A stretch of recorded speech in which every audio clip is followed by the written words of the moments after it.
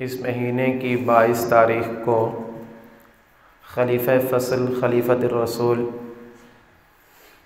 خلیفہ اول سیدنا ابو بکر صدیق رضی اللہ تعالی عنہ کا یوم وفات ہے۔ اسی سلسلے میں آج حضرت ابو بکر صدیق رضی اللہ تعالی عنہ کے فضائل اور مناقب بیان کرنے کی کوشش کریں گے۔ اللہ رب العزت حق اور سچ بولنے کی توفیق عطا فرما دے۔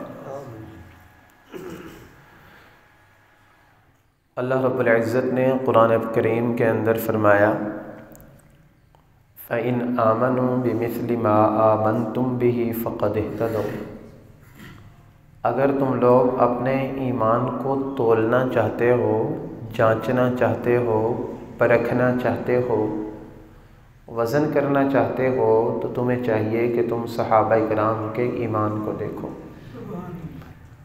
حضرات، صحابہ کرام کا ایمان اللہ رب العزت نے معیار بنایا ہے، اور حضرات صحابہ کرام رضوان اللہ علیہم اجمعین جتنے بھی ہیں، اللہ رب العزت نے سب کے ساتھ جنت کا وعدہ کیا ہے۔ وَكُلًّا وَعَدَ اللَّهُ الْحُسْنَى رضی اللہ عنہم ورضوا عنہ، اللہ ان سے راضی ہو گئے اور اللہ ان کو اتنا عطا فرمائیں گے کہ وہ اللہ سے راضی ہو جائیں گے۔ صحابی اس شخص کو کہا جاتا ہے کہ جس شخص نے ایمان کی حالت میں جناب رسول کریم صلی اللہ علیہ وآلہ وسلم کی مجلس کو پایا ہو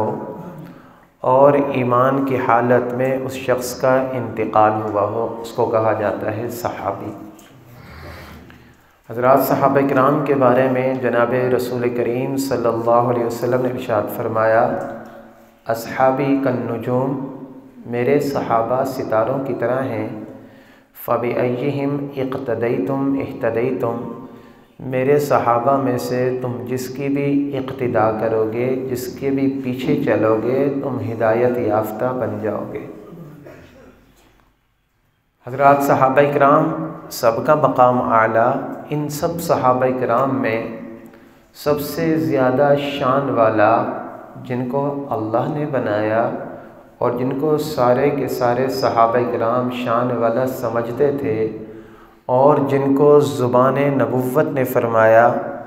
کہ افضل البشر بعد الانبیاء، انبیاء کے بعد سب سے افضل ترین انسان جو ہے وہ حضرت ابو بکر صدیق رضی اللہ تعالی عنہ۔ آپ رضی اللہ تعالی عنہ کا تعلق قریش سے تھا، اور قریش کی ایک شاخ بنو تیم سے آپ کا تعلق تھا،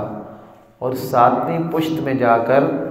رسول اللہ صلی اللہ علیہ وسلم کا سلسلہ نسب اور حضرت ابو بکر صدیق کا سلسلہ نسب مل جاتا ہے، یعنی 7ویں نمبر پر جو دادا تھے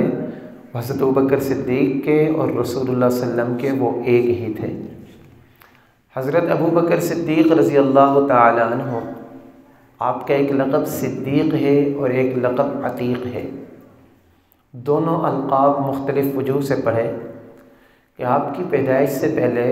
سیرت کی کتابوں کے اندر لکھا ہے کہ حضرت ابوبکر صدیق کی والدہ کے ہاں بچے ہوتے تھے، لیکن جو بچہ ہوتا وہ فوت ہو جاتا تھا، ان کے بچے زندہ نہیں بچتے تھے۔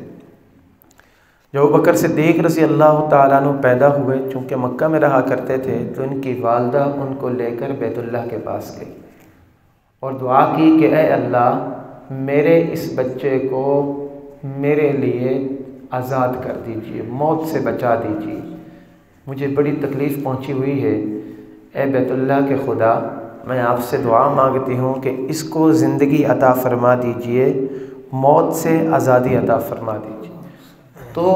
آپ کو اللہ نے زندگی عطا فرمائی، اس وجہ سے آپ کا لقب عتیق پڑا۔